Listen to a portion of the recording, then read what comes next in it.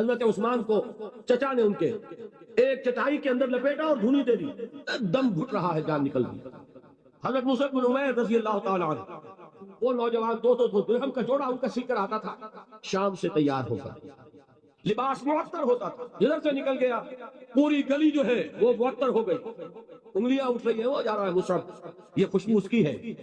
اس مصعب کے ساتھ کیا سلوک کیا؟ باپ تو مر چکا تھا، ماں نے پالا تھا، دولت بہت چھوڑ کر گیا تھا باپ، لہذا ماں نے بڑے ناز و نام میں پالا، بڑے لاڈ پیار میں، 200 درہم کا جوڑا تیار ہو رہا ہے۔ لیکن یہ کہ آپ کو معلوم ہے عرب کے اس معاشرے میں عورت کی کوئی حیثیت نہیں تھی، ماں کا اختیار نہیں تھا، چچا تھا سربراہ خاندان کا۔ چچا نے کہا مصعب اگر تم نے اپنے باپ کا دین چھوڑ دیا ہے تو باپ کی دولت پر بھی تمہارا کوئی حق نہیں ہے، نکل جاؤ گھر سے۔ اس نے یہ سوچا تھا کہ مصعب کے ہوش ٹھکانے آ جائیں گے، دن میں تارے نظر آ جائیں گے، ناز و نام میں پلا ہوا، گھر سے نکل کے جائے گا کہاں، یہ سارا نشہ جو ہے توحید کا یہ حیران ہو جائے گا۔ حضرت مصعب کا جواب بالکل برعکس تھا، اچھا ٹھیک ہے تو جان میں گھر چھوڑتا ہوں۔ وہی بات جو کبھی کہی تھی ابراہیم نے، باپ نے کیا کہا تھا؟ واجرنی ملیہ، جاؤ چلے جاؤ، دفع ہو جاؤ میری نگاہوں سے۔ حضرت ابراہیم نے کیا جواب دیا تھا؟ سلام علیک ساستغفر لک ربی انہ کان بی حفیظ۔ اچھا بجا آپ کا حکم یہی ہے تو میں چلتا ہوں، آپ پر سلامتی ہو، میرا رب مجھ پر بڑا مہربان ہے، میں اس سے آپ کے لیے استغفار کروں۔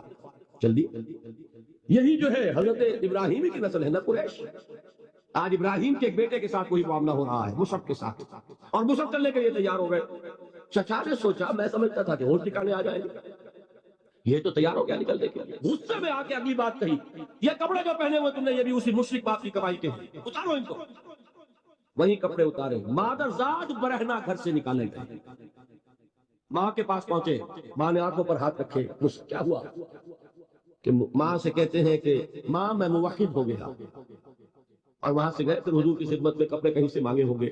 یہ مصعب ہیں 200 درہم کا جوڑا پہننے والے، جب حضور پر مدینے کے 12 افراد ایمان لائے تھے، بیعت عقبہ اولیٰ ہوئی، انہوں نے کہا کہ حضور ہمیں کوئی شخص اپنا ایسا شاگرد دیجئے جو ہمیں قرآن پڑھا سکے۔ حضور نے حکم دیا مصعب جاؤ، اب مدینے جاؤ، یثرب جاؤ، یثرب والوں کو قرآن پڑھاؤ، انہیں تبلیغ کرو۔ مصعب گئے ہیں وہاں، 1 سال کی کمائی 75 افراد لا کر حضور کی جھولی میں اگلے سال ڈال دی کہ حضور یہ میری 1 سال کی کمائی ہے، 72 مرد 3 عورتیں۔ انہوں نے وہ بیعت کی تھی، بیعت عقبہ ثانیہ، جس کے الفاظ کل میں نے آپ کو سنائے تھے، بایعنا رسول اللہ صلی اللہ علیہ وسلم علی السمع والطاعت فی العسر والیسر والمنشط والمکرہ وعلی صرف علینا وعلی لا ننازع الامر اہلہ وعلی نقول بالحق اینما کنا لا نخاف فی اللہ لومۃ لائم۔ یہ 72 مرد تھے مدینے کے جنہوں نے یہ بیعت کی، پھر انہوں نے ریکویسٹ کی کہ حضور اب آپ ہمارے یہاں تشریف لائیں، ہم اگر یہ مکے والے وہاں حملہ کریں گے تو ہم آپ کی حفاظت کریں گے جیسے کہ اپنے اہل و عیال کی کریں۔ بہرحال وہ مصعب بن عمیر ہے جو غزوہ احد میں شہید ہوئے، اور جب شہید ہوئے تو ان کے جسم پر صرف ایک چادر تھی۔ ایک بات تو یہ نوٹ کیجئے، موضوع سے ذرا بات تھوڑی ادھر ادھر جا رہی ہے، لیکن یہی چیزیں ہیں اصل میں کہ جو ہمارے دلوں کو منور کرنے والی ہیں نور ایمان سے۔ وہ علم بردار تھے غزوہ احد میں، جھنڈا مسلمانوں کا ان کے پاس، ایک ہاتھ پر ایک شانے پر وار پڑا، ہاتھ کٹ گیا، دوسرے سے تھاما، دوسرے پہ کٹ گیا، اب دونوں حصوں کے بچے ہوئے ٹکڑوں سے جھنڈے کو تھاما، گرنے نہیں دیا، یہاں تک کہ شہید ہو گئے۔ گرے ہیں تو جھنڈا گرا، شکل میں حضور سے بہت مشابہ تھے، خبر اڑ گئی کہ محمد شہید ہو گئے۔ یہ مصعب بن عمیر کا واقعہ۔